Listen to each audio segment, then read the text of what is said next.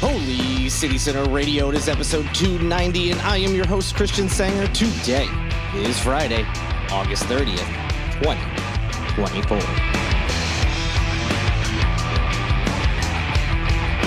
Labor Day weekend is here. I hope you all are off, or if not off on the weekend, you have some time off at some point related to the holiday. Hopefully it's made up to you.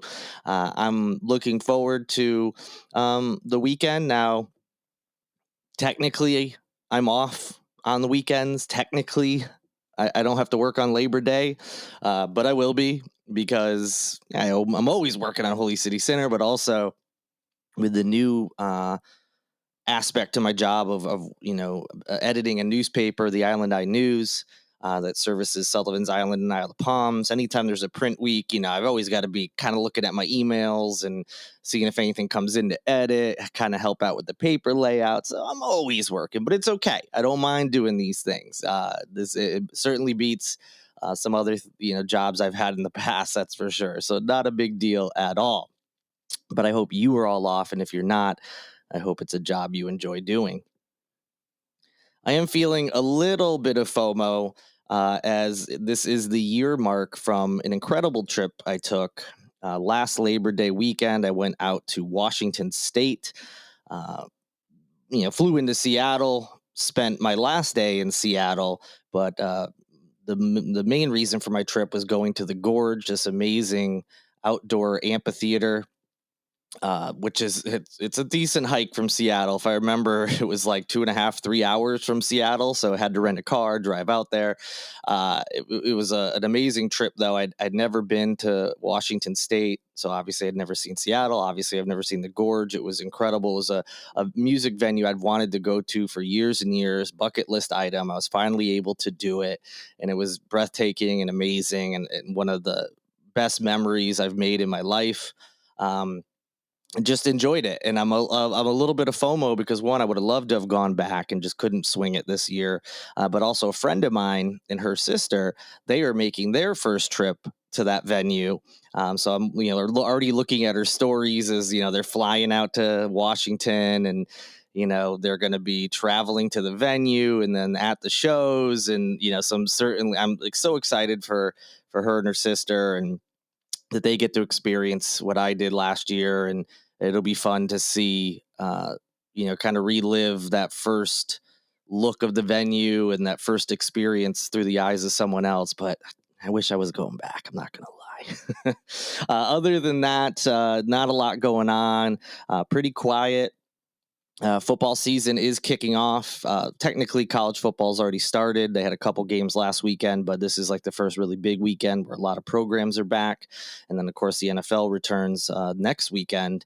Well, I guess technically they return with Thursday night football. They always kick off, one game on a Thursday, or at least they have over the last 10 plus years or so. But the full slate of action will be that Sunday. So I'm excited about that. Although neither of my teams, college or pro, are exactly trending to be any good this year, but you never know what could happen. That's why you play the games, and it is my favorite sport, and I just enjoy watching my teams play, and even when they're not doing well, whether it's fantasy football, maybe lay a couple bucks down on a game or two throughout the year. It's still fun to watch. So anyway. That's really all I've got. I wish I had more exciting things to share with you all. It's more of, hey, well, football's coming, and hey, last year I did something cool, but that's okay. Lots of fun things on the horizon, I'm sure. Just been a little lull with activities and things, but hopefully before too long I'll be talking about events I've been to or fun trips I've taken or what have you. So without any further delay and me rambling, let's get into the latest news. All right, some of these stories are updates to things we've talked about in the past, and some are related to ongoing topics, but maybe a new little wrinkle to them. So the first topic we're going to have here is about restrictions on books in libraries.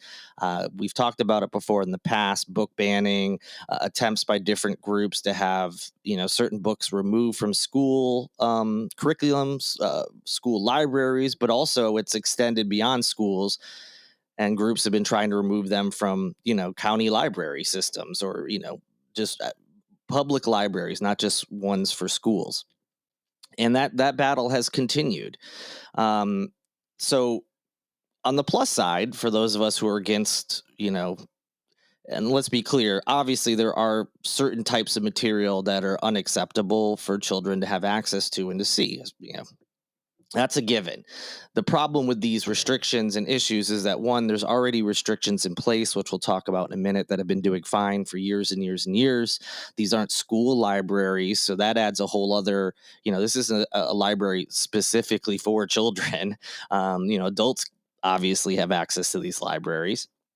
But the other issue, of course, is that these groups use the guise of sexual content, quote unquote, shouldn't be available to children. But then they're able to, once they get people like myself, are like, well, yeah, of course, that makes sense. Like, something super graphic is not appropriate for certain ages. Then they start bending what the definition of sexual content means so that they can remove books about the LGBTQ community, remove those from libraries or make them impossible for children to get. So that's the issue that I personally have with it. Because again, obviously there's certain types of content that are not appropriate for certain ages. Others, it's a gray area, but it should be left up to the parents, depending. Some kids mature better, some kids can handle certain topics better at certain ages, Some kids at 16 are a little bit more mature than others. You get where I'm going with that. And so there's some stuff that's just like, yeah, I think we're all on the same page. Some are like, it should be left up to the parents. And some that were like, no, this isn't a problem at all. You just are trying to remove material that you don't agree with because, you're bigoted or whatever it is. So in any event, on the plus side of this recent news story is that a lot of people came out to support the Charleston County Public Library against these attacks. So back on August 22nd, the Charleston County Public Library Board held a meeting. Over 50 people attended. Now, over 50 might not sound like a ton, but when we're talking about a county library board meeting, that is quite a lot of people to attend. It's all relative, of course.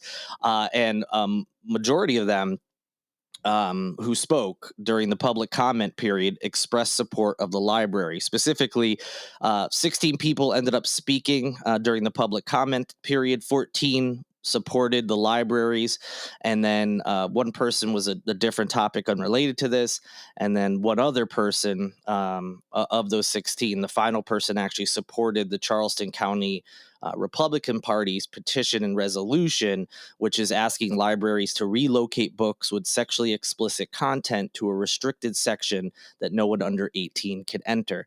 So the closest example of this that I could think of is, like, for those of us old enough to remember going to, video stores, to rent movies, a Blockbuster, whatever.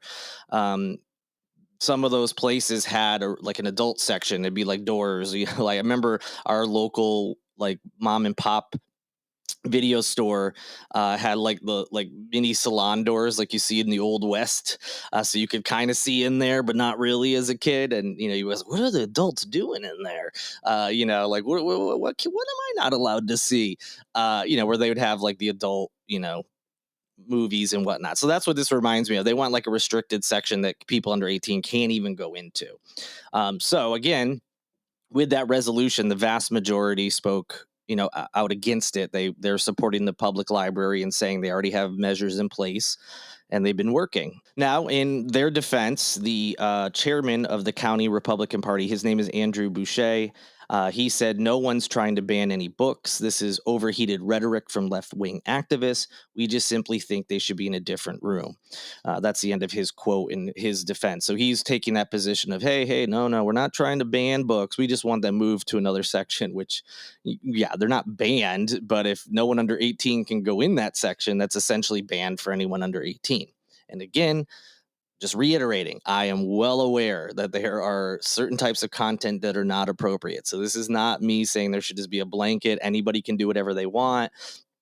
Let 5-year-olds walk into a library on their own somehow and just take out whatever book they want. Like I recognize that there are certainly topics that are inappropriate, but again, there's already something in place. Just this seems like an attempt to create a problem where there isn't one, and again, to be used to further what the actual agenda is. It's not actually about protecting kids from books that are sexually explicit. The real goal is to turn that into, well, don't let them see anything related to the LGBTQ community, even if there is no sexual content, like express sexual content in there. Let's just say, well, because it's about the LGBTQ community, it's about sex. And we've said that kids can't get it. So that's the real goal. And we've seen that throughout the country and obviously here in South Carolina. So, Defense of Democracy, which is a national advocacy group, they started a petition back on August 19th to counter that Charleston County Republican resolution, and they wanted to show their support to the libraries.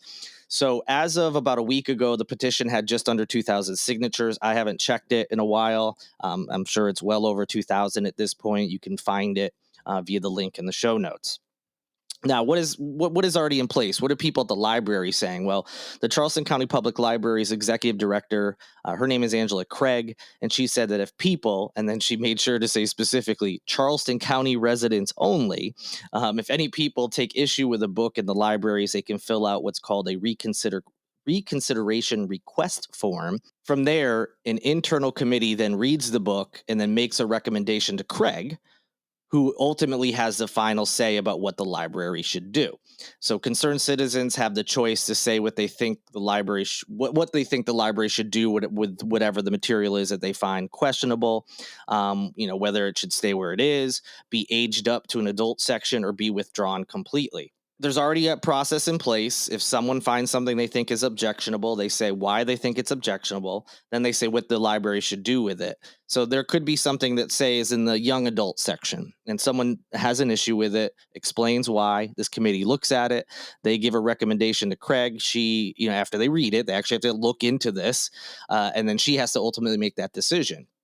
And if she were to say, oh, you know what, this does seem like, and the board seems to agree with me, this seems like this should be in like an adult section, let's move it to that section. So there's already, different sections in the library. This isn't new. This Charleston County Republican Party resolution isn't really doing anything new, which is also always a signal that there's something else going on. Now, if you're interested, Craig did provide the local media, specifically in this case, the Post and Courier, with some information about how these requests have gone in the past. She said that in her 5 years as executive director, there have been challenges to 3 books and 2 movies. So in 5 years, the last 5 years, 3 books and 2 movies have been just challenged. I haven't even gotten to what the results were yet. Just challenged. Only 5. In the end, only 1 book was removed from the local library shelves, and that was because information in it was outdated. So nothing has been found, nothing's been banned as far as, this is sexually explicit or this is inappropriate. Whatever those challenges were, only a book with outdated information was removed. So there's a process in place, and it's obviously there have been no issues in the past with this. It's a complete culture war thing with ulterior motives, and that's clear what's going on. And I'm glad the community that showed up to this meeting overwhelmingly could see that that's what was going on and wanted to voice their support for the library. Now, back to the meeting that just happened with all those folks, showing their support. The board did not take any actual action, as far as this issue is, whether it's relocating or restricting any books. The vice chair, whose name is Melanie Collins, said that if anybody has a problem with a book in any of the libraries, that they could fill out that reconsideration request form that I mentioned before, and the library will continue to do business in that manner. So at this point, thankfully, the library hasn't caved to any pressures. For something that seems like an unnecessary step, they're going to continue doing what they've always done. So if anybody who supported that Charleston County Republican Party resolution, they could go ahead and right now and say what they find objectionable.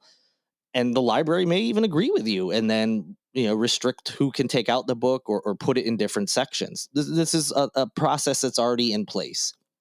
And I love that Craig mentioned specifically that if anybody has any issues with books in the library, but specifically said they have to be Charleston County residents. Yes, because we've seen nationally that there's these groups that just kind of blanket, give people information on what to do, how to advocate for, book bans or book removals and things.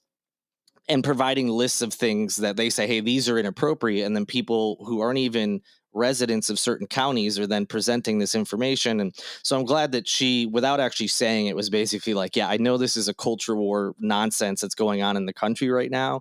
And we're not going to play that game. However, we are here to serve Charleston County residents.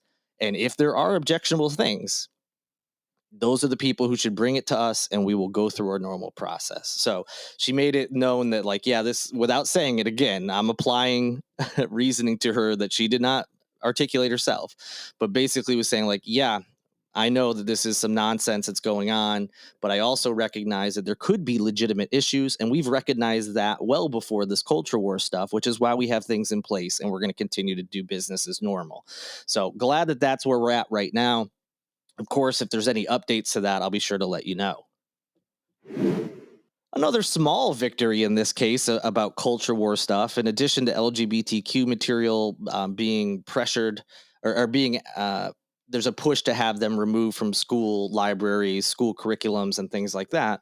We've also seen attempts to limit the discussions and teachings and books related to other minority groups, specifically, it seems disproportionately, the Black community. And almost always seems to be books that talk about race in a more nuanced way, and also say, hey, maybe some things we've talked about, the ways we've taught things in the past, maybe aren't accurate, maybe aren't right. This is the whole, people screaming about CRT, which is so funny because when's the last time you heard people talking about that? It's just a culture war that lasted like a year plus, and now you like basically never hear it anymore. But it's part of that whole culture war nonsense. So there was like a pilot program that Charleston County School District did with an African American Studies course, and it looked like it was going to go away. Well, thankfully, it's come back, but there are, it's not exactly a school wide um, offering that people, just any student can go to. So, specifically, students in the Charleston County School District will be able to take an honors version of the advanced placement African American Studies course, which the South Carolina Department of Education blocked in public schools. So I'm going to get in some details here. This is from the Post and Courier, who did a great job breaking this all down. Board members voted to approve the course at an August 22nd meeting. And now with that approval, students will be able to take the class in the upcoming semester. So we're starting school now. If they meet whatever requirements are for an AP honors course, they could be accepted into this African American Studies class. The students will also be able to take the AP exam, with the district covering the cost to do such. The course will serve as an elective, with its credits counting toward the 24 required for graduation. So the Post and Courier reported in early June that the state's Department of Education did not approve a course code for the AP class. That's what I mentioned before. And as I said, it was being piloted statewide and actually nationally as well for 2 years. It became an official course offering of the College Board nationwide this school year. The state education department stated that while the AP course would not be approved in South Carolina public schools, local school districts could approve an honors version if they chose to do so. So there was an advanced placement course pilot. Department of Education caved to culture war nonsense, I'm sure, because there's no other reason that they would say, nope, we're not going to implement this, but it's going to be allowed as an honors course. It's basically saying we're cool with the material. I mean, if they thought the material was bad or something nefarious was going on, they wouldn't say it's okay for a school district to offer it as an honors course. It's obviously just like, hey, look, we don't want to make this a required class. It's going to cause an uproar that we just don't even want to deal with. That's basically what they're saying. So certainly a loss in that sense, but a victory in that, at least here in Charleston County, the school district will have a version of it. Now, unfortunately, it's not going to be available to all students. It's going to be an honors advanced placement course. So there's going to be certain requirements. It's been so long since I've been in high school. And so I forget what the requirements are as far as like GPA and all this other stuff. So good that it's there. It wasn't the total victory where you hoped, some of these things that people, actual history that people were trying to, demonize as something that it wasn't. At least there's going to be an outlet for some students to learn about it. We haven't talked about this in a while, but you may remember Joe Cunningham. He represented District 1 for a term before being defeated by Nancy Mace. He also, once that happened, he ran for governor, and he was, putting out a lot of policy proposals, saying things like he thought marijuana should be legalized in South Carolina, sports gambling should be legalized, and some other things. Obviously, Cunningham did not become governor, as Henry McMaster is currently in office. But one of those proposals, which he's not the only one, but that was like kind of the highest profile person to mention it. One of those proposals he mentioned could be seeing new life thanks to a neighboring state. So there's a belief that there's going to be a renewed push for the legalized online sports betting come January, when we start getting back into the state house and state senate and, different proposals for legislation that could come up. And the reason that people are thinking that the General Assembly may actually see a renewed push for online sports betting is because of what's happening in North Carolina. Now, as I mentioned, not only had Joe Cunningham mentioned this legislation, there was actually a couple legislative proposals that ultimately failed. So that doesn't help the cause for that. And there's also been some new studies that highlight gambling's social costs as well as, financial costs, of course, that we all are familiar with. But the things going in its favor are the money that it could bring in for the state and also some momentum. And that momentum, again, is related to what we've seen from other states who have legalized it. So since the U.S. Supreme Court struck down the federal law that prohibited states from authorizing sports betting back in 2017, 38 states have legalized the practice in some form. Last year, states generated more than $2.5 billion in taxes from an $11 billion in industry revenue. So obviously that's some big numbers, and our neighbor to the north, North Carolina, is just starting to see some of these big numbers coming in for revenues, which is why, again, we might see a push for it here. So North Carolina's law allowing online sports betting went into effect at noon on March 11th, and it was expected to generate $64 million in its first year. That's a good chunk of change for it to bring in. That was what it was expected, but now it's looking like they're going to blow through that by a lot of money. You can find more details on the studies and what people are saying in the link in the show notes. So with North Carolina mirroring what we've seen from some of the other states that have, or actually, really all of the other states that have legalized online sports gambling, like a lot of money is coming in from, having this pass and having it available. So a lot is working in its favor as far as at least being discussed in the General Assembly here in South Carolina. And although it's been discussed before, it seems like if it comes up again, it will be a little bit more serious, these talks. And there's a chance, who knows how big or small at this point, but there is a chance that online sports betting, some sort of legislation could actually make its way through in the new year and maybe even go into effect. So we'll see what happens. I'll be sure to keep you up to date. Now, I did mention there's some things going against it. Now, one, of course, is just when it comes to this type of legislation, the state has never really shown any real interest outside of small pockets. So of the small pockets of the state, certain areas, certain groups have pushed for it, but it's not been like this big groundswell of support for it. So that's one thing, of course. South Carolina certainly doesn't like to be at the forefront of anything. And, as 38 states have already passed this legislation, they're already behind the eight ball on that one. They always move a little slow with anything that's a little bit new or progressive. So that's working against it. But also some studies came out. And now, granted, these studies about gambling are going to tell us stuff that we could kind of figured on our own, probably. Things like the rate of collections went up in states where online sports betting was legalized. So, that's no big surprise. And there's some other aspects to it as well that, again, although we probably could have assumed it, there's actually some data that's been put out. So there could be some people who say, hey, look, I know this looks good for the state, bringing in this money that we could put towards whatever, but, is it going to be too harmful to our community if we do this? So you'll have that working against it as well. But who knows how much, if anybody, actually brings that up in discussion. So It's a long ways to go, a lot of speculation. I mean, first, it has to even be brought up again, and we won't really know for sure until we get closer to January, or maybe not even until the General Assembly is back in the new year, if this is something that'll come up. But I'll be sure to keep you up to date. That'll do it for this episode of Holy City Center Radio. Thank you so much for listening. If you could take a moment to rate, review, like, subscribe, anything that you can do on the platform you're listening on right now would be a big help. And I just thank you for listening, even if you are unable to do those things or already have in the past. I just appreciate y'all listening. If you're looking for some weekend plans, go to holycitycenter.com/calendar.